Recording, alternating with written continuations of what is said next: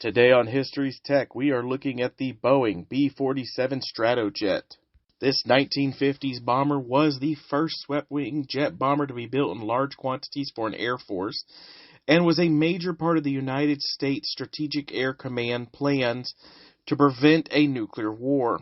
But in addition to this role, it was also a reconnaissance aircraft, an electronics intelligence aircraft, weather reconnaissance aircraft, and even a flying test bed up until 1977. So let's go ahead and look at the B-47 Stratojet.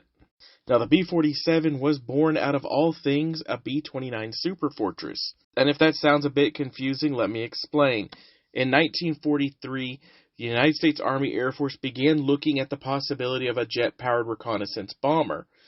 And Boeing went ahead and took one of their designs, which was the B-29, and decided to create a 4-engine jet version of this. So they took the B-29 and they actually scaled it down and made it into a 4-jet engine aircraft known as the Model 424. Now, the Army Air Force actually saw this design and liked it and decided to develop a new request for a new type of bomber with a maximum speed of 550 miles per hour, a cruise speed of 450 miles per hour, and a service ceiling of 45,000. Now, in addition to Boeing, 3 other companies joined. North American with their XB-45, Convair with their XB-46, and Glenn Martin with their XB-48. Now, Boeing already did have their Model 424, but wind test models had shown that the drag on this aircraft was too bad, so they actually needed to develop a new aircraft to compete. So they actually began to go through a series of test models, eventually settling on the new radical swept wing theory developed by R.T. Jones at Langley. This led to the development of the Model 448, which eventually gave way to the Model 450, which was kind of a streamlined version of the 448. With this new design in hand, the United States Army Air Force ordered 2 prototype XB-47s to be built in April of 1946. And on September 12, 1947, the first XB-47 prototype rolled out. Interestingly enough, only 6 days later, the United States Army Air Force ceased to exist, and the United States Air Force came to service. Now, the prototypes weren't perfect. During the first test flight, they actually had to hot wire the flaps in order to get them to work.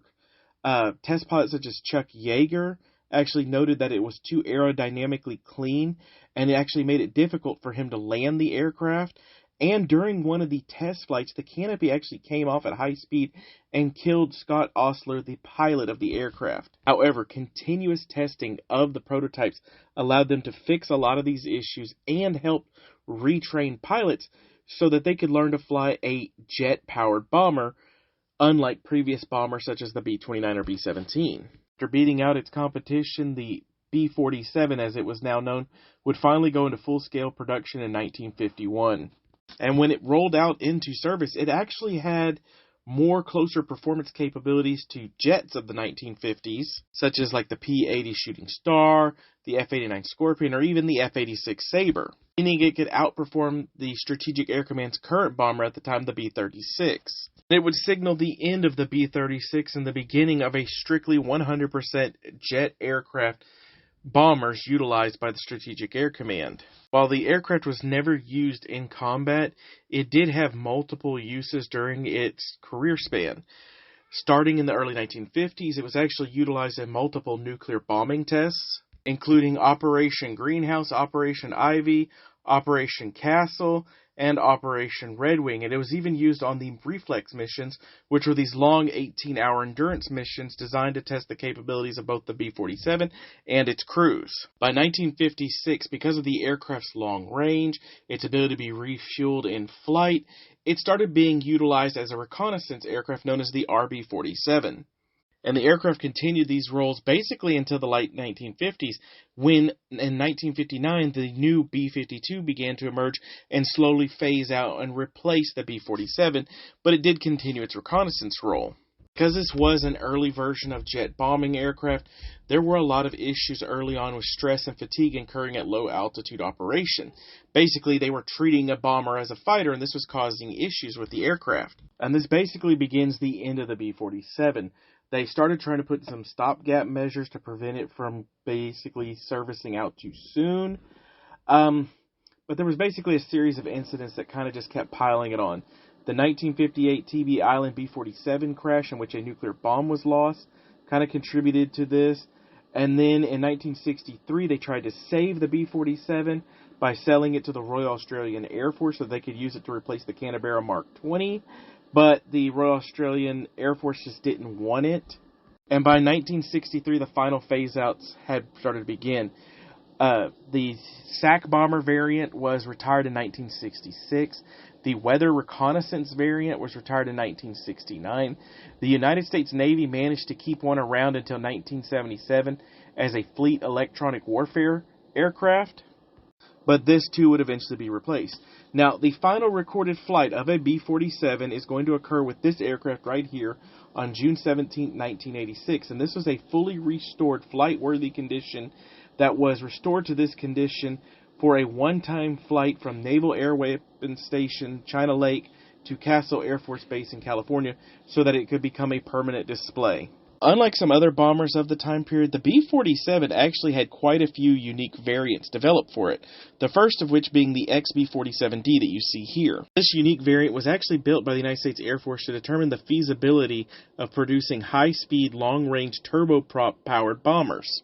And after numerous delays trying to get the turboprop to work, after they finally did, the Air Force just abandoned it because they didn't see the point of it. The B-47E was actually the most produced variant with over 1,300 models produced.